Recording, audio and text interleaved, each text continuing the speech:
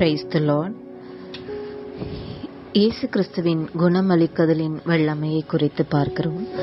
பார்வை இழந்தவர், தொழுநோய், இரத்தப்போக்கு, திமிர்வாதம், காது கேளாமை, ஊமைத்தன்மை, காய்ச்சல், இன்னும் பிற நோய்களை அவருடைய வல்லமையினால் யாரெல்லாம் அவர் மீது விசுவாசம் வைத்தார்களோ அவர்களுக்கு அவரால் அற்புதம் நிகழ்ந்தது. ஆம், நாமும் அவரை விசுவாசிக்கும் போது நமக்கும் அற்புதங்களை நிகழ்த்த அவர் வல்லவராயிருக்கிறார். என்னுடைய வாழ்விலும் நடந்த சிறு குணமாக்குதலின் வல்லமையை குறித்து உங்களோடு நான் பகிர்ந்து கொள்ள விரும்புகிறேன்.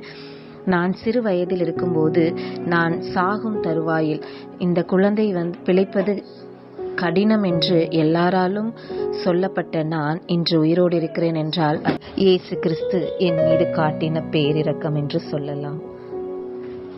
அவரை விசுவாசிப்போம், குணமடைவோம்.